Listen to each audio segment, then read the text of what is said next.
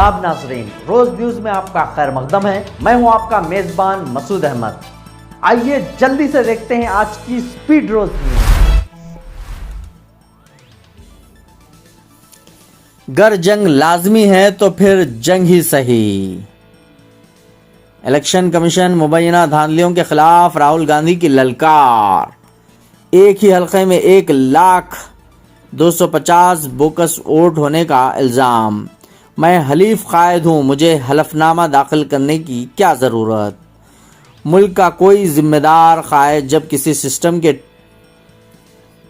ठीक ढंग से नहीं चलने पर कोई एतराज़ करता है तो हुकूमत का काम है कि वो इसकी बातों को संजीदगी से नोट ले और अवाम को अपने मुदल्लिल बयानात के ज़रिए मुतमईन करे, ना कि इस लीडर से ख्वाहिश करे कि वह इल्ज़ामात से मुताल्लिक़ हलफनामा इलेक्शन कमीशन को पेश करे। ये इंतहाई अफसोस और शर्म की बात है कि इलेक्शन कमीशन पर यह इल्ज़ाम लगाया जा रहा है कि वो भारतीय जनता पार्टी का फट्टू बन गया है, लेकिन कमीशन के कानों पर जूं तक नहीं रेंगती। वो अपोजिशन के कायदीन के साथ गुंडों जैसा बर्ताव कर रहा है और इनकी इज्जत किए बगैर उल्टे पुल्टे जवाब दिए जा रहे हैं। पिछले दिनों कायदे अपोजिशन राहुल गांधी ने इंतहाई संजीदगी के साथ एक इलेक्ट्रॉनिक प्रेजेंटेशन का एहतमाम किया और बताया कि कर्नाटक की लोकसभा की एक ही सीट पर 1,0250 नकली वोट्स पाए गए हैं। इन्होंने कहा कि अगर इलेक्शन कमीशन वोटों की गिनती करता है तो फिर इस मुल्क का खुदा ही हाफिज है। ये इंतखाबी चोरी दस्तूर के खिलाफ एक इंतहाई संगीन जुर्म है जिसकी न सिर्फ मजम्मत की जानी चाहिए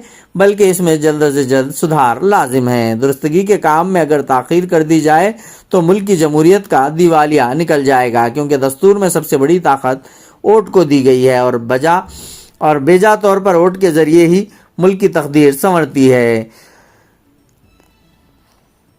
राहुल गांधी ने इल्ज़ाम लगाया कि election commission Bharatiya Janata party के साथ मिलीभगत करते हुए मुसलसल इंतखाबात में धांधली कर रहा है, जो दस्तूर के खिलाफ इंतहाई घिनौना मजाक है। इन्होंने कांग्रेस की जानिब से तश्कील दी गई इस कमेटी का जिक्र किया जिसने 6 माह के अंदर वोट चोरी के ठोस शवाहिद इकट्ठा किए। राहुल गांधी ने बताया कि अगर इलेक्शन कमीशन गुज़िश्ता 10-15 साल का मशीन रीडेबल डेटा और CCTV फुटेज फराहम नहीं करता है तो ये अमल इस जुर्म में इसकी शिराकतदारी का सबूत पेश करता है। राहुल ने इस मामले में अदलिया की फिल और फौर मदाखलत की ज़रूरत करार दिया, क्योंकि जिस जमहूरियत को हम अजीज़ रखते हैं अब वो बाकी नहीं रही। राहुल गांधी ने कर्नाटक के बेंगलुरु सेंट्रल लोकसभा नशिस्त और इसमें शामिल महादेवपुरा असम्बली हल्के से मुताल्लिक़ 2024 के आम इंतखाबात के वोटर डेटा का तज्जिया किया, जहां पूरे इलाके में कांग्रेस को 6,26,208 वोट मिले थे, जबकि बीजेपी ने